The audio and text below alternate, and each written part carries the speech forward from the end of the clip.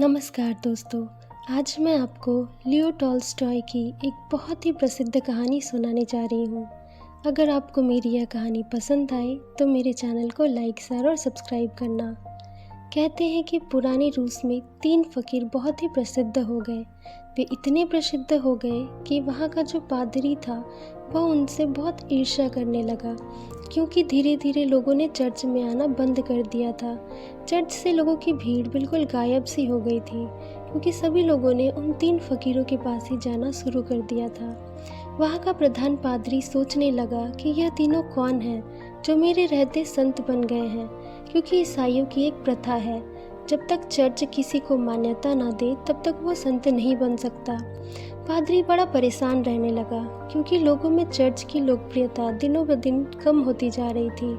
और एक दिन तो हद ही हो गई। पादरी पूरे दिन चर्च में बैठा रहा, लेकिन एक भी व्यक्ति चर्च नहीं आया। पादरी को बड़ा क्रोध आया। उसने निश्चय किया कि आज तो उन तीनों फ़कीर को मैं सबक सिखाकर ही रहूँगा। वह अपनी पादरी वेशभूषा में तैयार हुआ। उसने सोने का ताज पहना, हाथ में प्रधान पादरी का प्रतीक वाला सोने का डंडा लिया और वहाँ से चल पड़ा। तीनों संत बड़ी ही झील के उस पार रहते थे। पुजारी एक नाव में बैठकर झील के उस पार पहुंचा।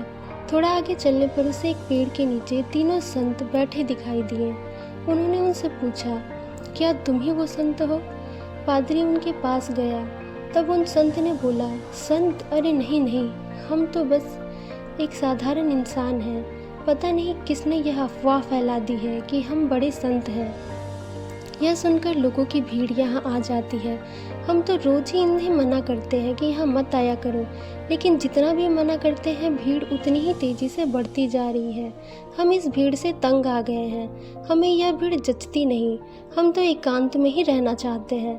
अच्छा हुआ आप आ गए, आप ही बचाइए इस भीड़ से हमें। यह सुनकर पादरी को बहुत खुशी हुई। वह खुशी से फूला न समाया। वह सोचने लगा, यह तो बड़े ही भोले लोग हैं। अब तो मैं इन्हें सबक सिखाकर ही रहूँगा। पादरी ने पूछा कि तुम तीनों करते क्या हो? तब उन्होंने बताया कि हम कुछ नहीं करते, बस पेड़ के नीचे बैठकर प्रार्थना करते हैं। पादरी ने कहा, बाइबल कहाँ है? तब तीनों ने कहा, क्या बताएं आपसे, हम तीनों अनपढ़ हैं, हमें तो पढ़ना भी नहीं आता। बाइबल रखकर करेंगे भी क्या? यह सुनकर पादरी खुश हो गया और सोचने लगा, अनपढ़ है फिर भी इतने सारे लोगों को बेवकूफ़ बना रहे हैं। इनको तो मैं सबक सिखाकर ही रहूँगा और इनकी बेइज्जती सबके सामने करूँगा। पादरी ने उनसे पूछा, पढ़ना नहीं आता तो फिर तुम लोग प्रार्थना कैसे करते हो? चर्च की प्रार्थना तो तुम्हें याद होगी ना? उन्होंने कहा, क्या बताऊँ, बड़ी लज्जा आ रही है हमें आपसे बताने में कि हमें प्रार्थना भी नहीं आती। पादरी ने कहा, क्या तुम्हें प्रार्थना भी नहीं आती? तब उन्होंने नाम में अपना सिर हिला दिया। पादरी ने फिर पूछा, तुम तीनों को प्रार्थना नहीं आती तो तुम प्रार्थना करते कैसे हो? तब तीनों ने बताया, आपकी चर्च की प्रार्थना तो बड़ी लंबी चौड़ी होती है, हम अनपढ़ों को तो याद भी ना हो पाएगी, और फिर गलत पढ़ने का कोई मतलब भी तो नहीं।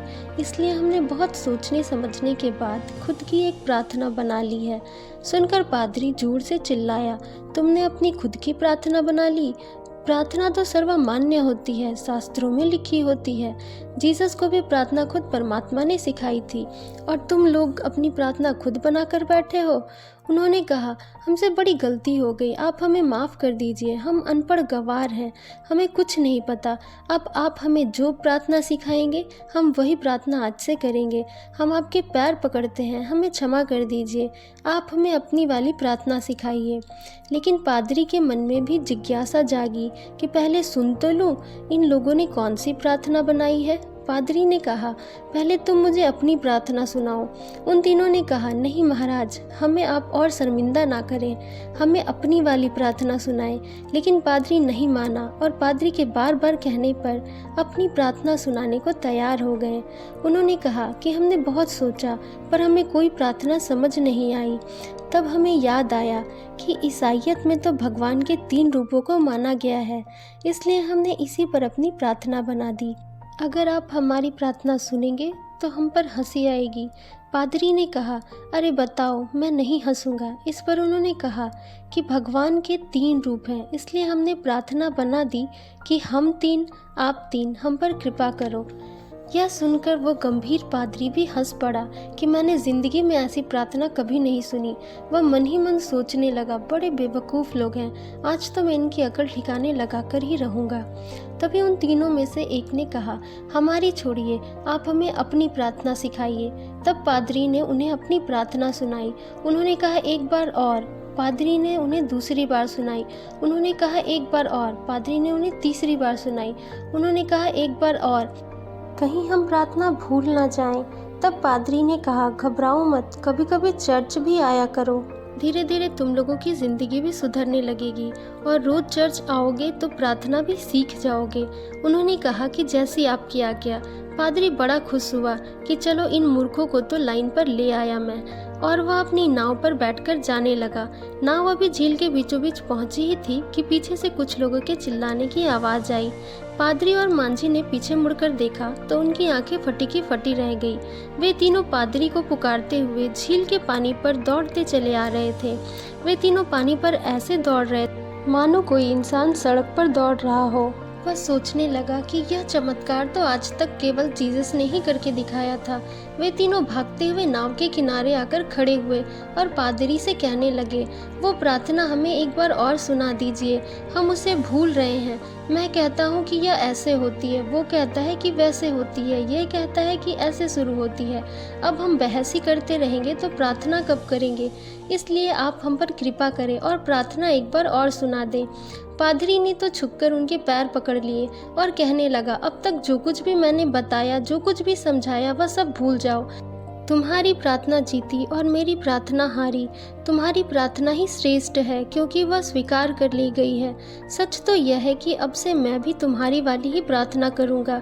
गलती तो मुझसे हुई है, मैंने तुम्हारी प्रार्थना को कम समझा, जबकि कमी तो मेरी श्रद्धा और मेरी आस्था में थी। वह तीनों बोलते रहे कि आप हमें अपनी वाली प्रार्थना सिखा दीजिए, और पादरी चुपचाप वहाँ से सिर झुकाकर चल दिया। तो दोस्तों, अगर आपको मेरी यह कहानी पसंद आई हो तो मेरे चैनल को लाइक, शेयर और सब्सक्राइब करें। धन्यवाद।